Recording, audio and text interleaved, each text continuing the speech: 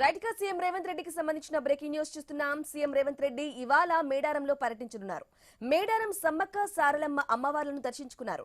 ఆడి అభివృద్ధికి పనులకు సంబంధించి డిజిటల్ ప్లాన్ ను సీఎం విడుదల చేయనున్నారు. ఇక్కడ చేపట్టనున్న అభివృద్ధి పనులు, మహాజాతర ఏర్పాట్లపై పూజారులు, ఆదివాసీ నేతలు, మంత్రులు, గిరిజన ఎంపీలు, ఎమ్మెల్యేలు, ఎమ్మెల్సీలతో సమీక్ష నిర్వహించనున్నారు.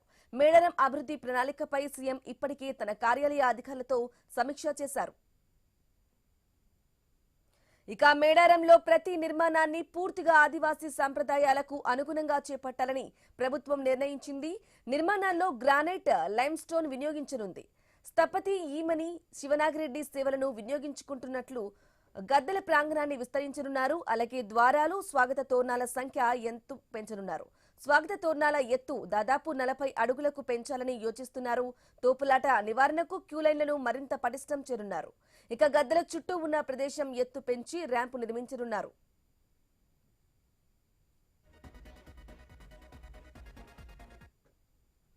అయితే వచ్చేడాది జనవరి చివరిలో జరిగే మహాజాతరకు సౌకర్యాల కల్పన కోసం ప్రభుత్వం 150 కోట్ల రూపాయలు కేటాయించింది.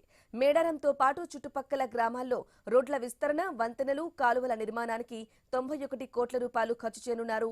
మిగతా నిధులతో పారిశుద్ధ్యం, తాగునీరు, విద్యుత్ తదితర సౌకర్యాలు కల్పించనున్నారు.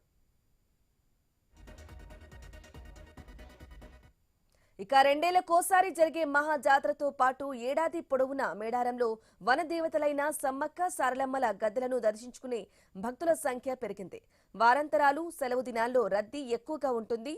సమ్మక్క సారలమ్మల పగిడిద్దరాజు, గోవిందరాజుల గద్దెలున్న ప్రాంగణాన్ని లక్షలాది మంది భక్తులు దర్శించుకునేందుకు వీలుగా అభివృద్ధి పనులకు ప్రభుత్వం శ్రీకారం చుడుతోంది. జాతర ప్రాశస్తానికి తగ్గట్లుగా భారీ స్వాగత తోరణాల నిర్మాణంతో పాటు గద్దెల వద్దకు భక్తులు సులువుగా చేరుకునేలా, దర్శనం చేసుకునేలా, బెల్లం సమర్పించేలా, జంపన్న వాకులో స్నానాలాచరించేలా శాశ్వత సౌకర్యాలు కల్పించాలని నిర్ణయించింది.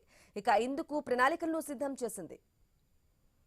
రైట్గా సీఎం మేడారం టూర్ కి సంబంధించిన లేటెస్ట్ అప్డేట్స్ అందించడానికి మా ప్రతినిధి ప్రశాంత్ ఫోన్ ఇన్ ద్వారా అందిస్తారు.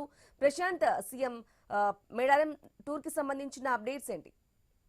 ఎస్ బ్రాహ్మణి, ఈ రోజు మేడారం జాతర పనుల పరిశీలనకు స్వయంగా సీఎం రేవంత్ రెడ్డి క్షేత్రస్థాయి పరిశీలన అనంతరము సమీక్ష కోసము మరి కాసేపట్లో బేగంపేట ఎయిర్పోర్ట్ నుండి ప్రత్యేక విమానంలో మేడారంకి బయలుదేరనున్నాడు. 12 గంటలకు మేడారంకి చేరుకొని అక్కడ తొలుత అమ్మవార్ల గద్దెలను దర్శించుకొని ఆ తర్వాత ఆదివాసీ పూజారులతో ప్రత్యేక సమావేశం కానున్నారు. అనంతరం అక్కడ ఆ గ్రామ ప్రజలతోటి మమేకమవుతారు. ఎందుకంటే ఏ జాతరకు కేటాయించిన 150 కోట్ల రూపాయలు మొదటిసారి ప్రప్రథమంగా ముందస్తు ప్రణాళికలుగా శాశ్వత నిర్మాణాలు నిర్మించడం కోసము మొదటిసారి 150 కోట్ల రూపాయల భారీ బడ్జెట్ ను ఈ యొక్క ప్రభుత్వం కేటాయించింది. ఆ ప్రభుత్వ ప్రణాళిక ప్రకారం ముందుకెళ్తేనే బాగుంటుంది.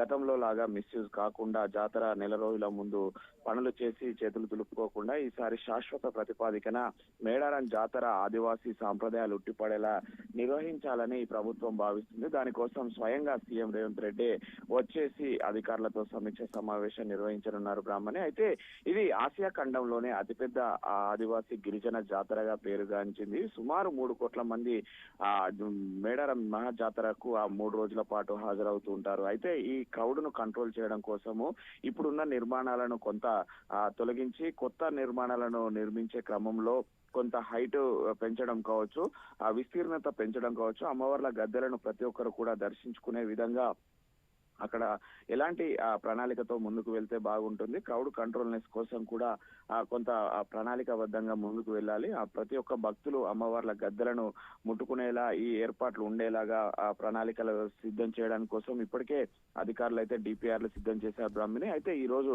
ఇప్పటికే ఒకసారి సెక్రటరియట్ లో అధికారులతో సమీక్ష నిర్వహించిన సీఎం ఈ రోజు క్షేత్రస్థాయిలో పరిశీలన చేసి అటు జంపన్న వాగు, రోడ్లు, అక్కడ మంచినీటి సౌకర్యాలు, వసతి గృహాలు, అదేవిధంగా అమ్మవార్ల గద్దెలు ఇలా 5 పనులుగా డివైడ్ చేసుకొని ఇవన్నీ కూడా ప్రణాళికబద్ధంగా ఈ 4 నెలల్లో పూర్తి చేసేలాగా వీటికి అంకురార్పణ చేయనున్నారు. అయితే ఈ యొక్క ప్రతి పనిలో కూడా ఆదివాసీ గిరిజన సాంప్రదాయం ఉట్టిపడేలా మాత్రమే ఉండాలి. మిగతా సాంప్రదాయాలు ఇక్కడ ఉండకూడదు.